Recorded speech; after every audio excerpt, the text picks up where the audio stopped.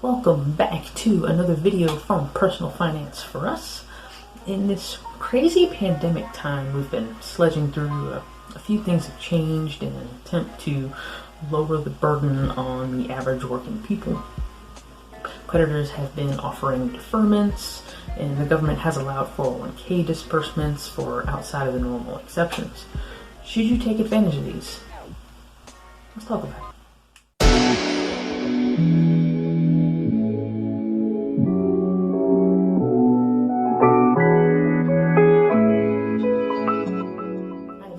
Question float around that should people take advantage of mortgage forbearance despite the fact that their finances have been relatively unaffected during this time? Well, the answer to that is no. Alright, that's it. Video done. Just kidding. But on a serious note, people have been thinking about taking advantage of some of these deferments to maybe pay off some smaller debts or build up their emergency funds. I think this is a bad plan. One, if you're talking about mortgage forbearance in particular, interest still accrues. So that's an important thing to keep in mind. You're not really saving any money. And then two, depending on your agreement with the mortgage company, you may have to pay all the missed payments in one lump sum at the end of the forbearance, thus defeating the entire purpose. The third issue is that depending on the lender, they might actually report the forbearance to the credit bureaus. There's nothing on the CARE Act that prevents them from doing so. So as you can see, there's more downside than upside to something like mortgage forbearance.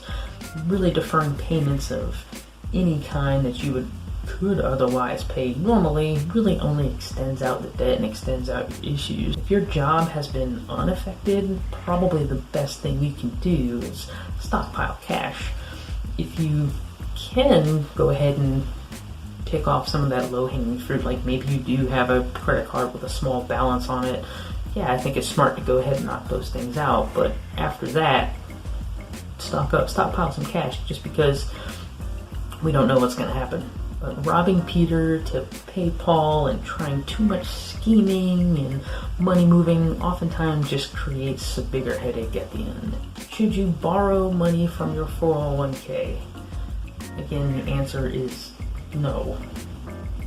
No. In fact, probably almost in no scenario should you. It's no. In fact, I would be bold enough to say that you should only touch your 401k if even buying ramen noodles is officially out of your budget. And I'm not being tongue-in-cheek here. I mean, for those of you that don't know, the provision under the CARES Act that allows people affected by coronavirus to withdraw. Instead of the normal $50,000 max, they've raised it up to $100,000. But as always, there's no such thing as free lunch. Yes, they did waive the early withdrawal penalty, however, you still would need to pay taxes on the money. You can repay, but those payments have to be repaid in 3 years. But what happens if the tax event you have created is more than you can handle? I don't know about you, but I would rather gnaw my own arm off than have to deal with the IRS when I don't know when my paychecks are going to normalize. And then having some big tax bill that maybe I'm not prepared for, my income hasn't steadied out, doesn't sound worth it to me. One huge thing that I will continually emphasize on this channel is the importance of thinking long-term when it comes to money. It's rarely ever justifiable to withdraw from your 401k early unless you absolutely have nothing to eat. That being said, I've seen lots of now hiring signs at my local grocery store, so that solves that. And yes, I would include bankruptcy in the never touch your 401k rule. Now, your retirement accounts are actually bankruptcy protected, meaning that, Chase or Capital One can't sue you for your retirement account. So why would you give your future money that's protected to debt collectors? You can recover from bankruptcy. It'll take time, but what you can't do is get back 10 or 15 or 20 years of your life to start your retirement all over again. So would I personally trade my 401k to get out of bankruptcy? Me personally? No.